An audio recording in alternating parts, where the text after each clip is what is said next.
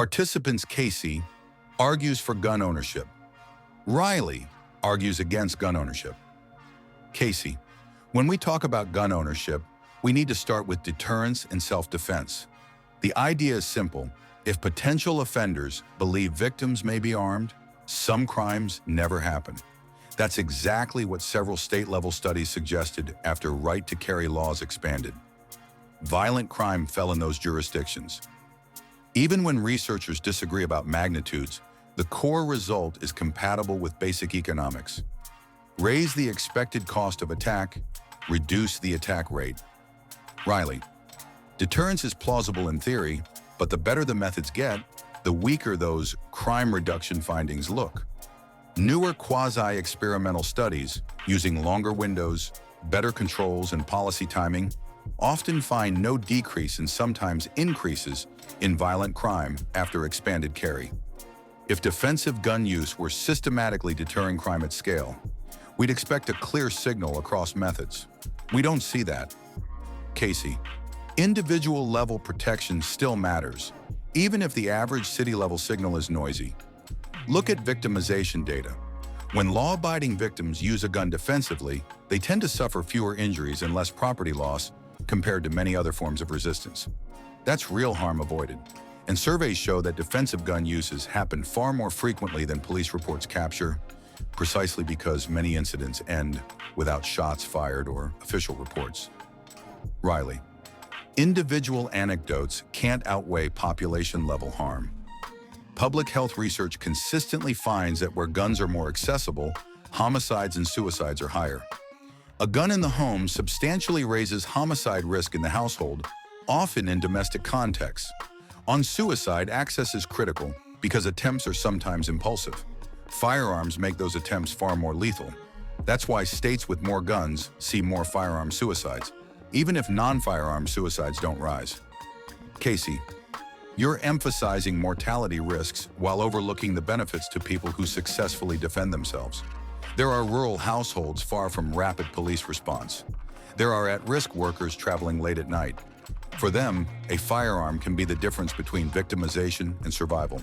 And remember, millions of owners never misuse their guns. We shouldn't write policy that treats responsible citizens the same as offenders. Riley, I'm not saying responsible owners don't exist. I'm saying that aggregate outcomes matter for public policy.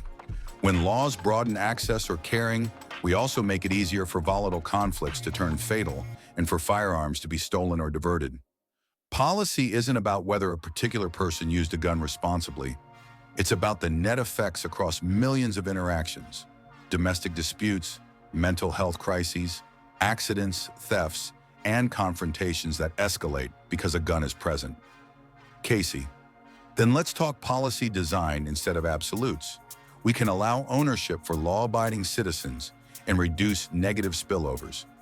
Safe storage rules, mandatory training, background checks, and penalties for straw purchasing can all mitigate risks without criminalizing ordinary self-defense. If training and secure storage reduce accidents and theft, we preserve the good while cutting the bad.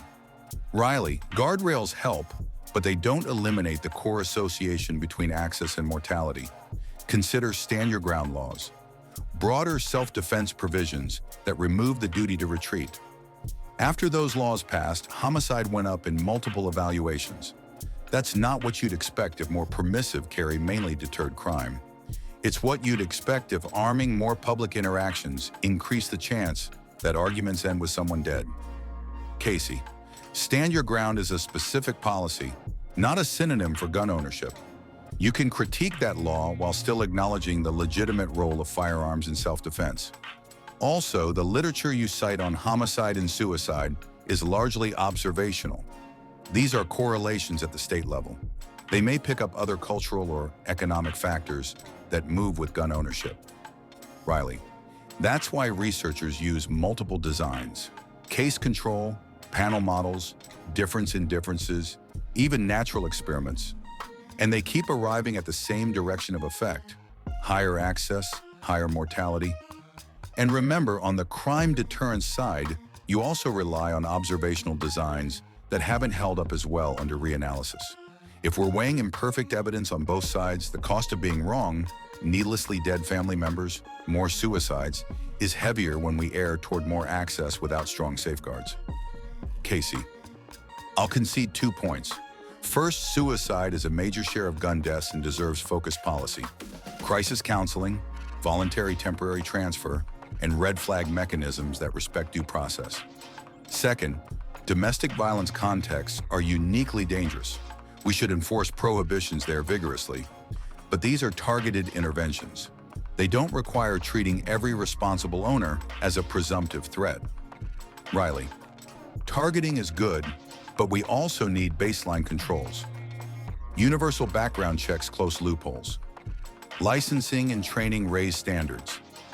Safe storage laws and liability for egregious negligence create incentives to secure firearms properly. These don't confiscate guns. They align the law with risk. Without such baselines, you rely on voluntary best practices, which is exactly where risks proliferate. Casey, the flip side is over-regulation that prices out low-income communities from exercising self-defense at all. Training and licensing can become de facto barriers when they're costly or unavailable. If deterrence exists, even if modest, it matters most in neighborhoods where police response is slow and crime risk is higher. Any framework should make it easier for vetted, trained residents of those communities to carry lawfully. Riley, agreed that access to training and safe storage should be equitable. Subsidize it, but the core trade-off remains. As access broadens, so do the pathways to harm. If a policy mix leaves total injuries and deaths higher, that's a failure even if some individuals benefited. Public health evaluates success by population outcomes, not exceptional cases. Casey, population outcomes should include the crimes not committed because offenders feared encountering armed victims. That deterrence doesn't show up neatly in hospital data, and you can't dismiss defensive incidents just because they're hard to measure. Many end without shots fired precisely because the threat of force worked. Riley, and yet, when we examine places and times with more permissive policies, we don't see a robust, consistent drop in violent crime. But we do see consistent increases in homicides with certain laws and persistent associations of access with suicide. That asymmetry is telling. If deterrence were large and reliable, it would overcome those mortality signals. It doesn't. Casey, then the synthesis is, keep lawful ownership, invest heavily in risk-reducing infrastructure, training, storage, background checks, domestic violence enforcement, and due process risk orders, and be cautious about policies like stand your ground that may encourage escalation. That admits real risks without denying the legitimate defensive value guns provide to many citizens. Riley, I can live with that framework as far as it goes. I'd add, evaluate carry expansions with strong designs before and after adoption, and be prepared to reverse policies that raise homicides or suicides. The default should be protecting life when evidence is mixed. Where guns are present, guardrails must be strong, accessible, and enforced. Casey, fair. Let evidence keep deciding. If a given package demonstrably reduces deaths without leaving people defenseless, it's worth adopting regardless of ideology. Riley, that's the point. Not for or against guns in the abstract, but for the policy mix that measurably lowers harm. Right now, the clearest gains come from safety standards, training, storage, and targeted removal in high-risk situations, paired with fair, accessible paths for law-abiding self-defense. Casey, then we agree on the destination. Fewer violent deaths, fewer suicides, and a system that respects the rights and responsibilities of gun ownership. Riley, exactly. Let's build policy around that. Measure rigorously, iterate quickly, and keep what works.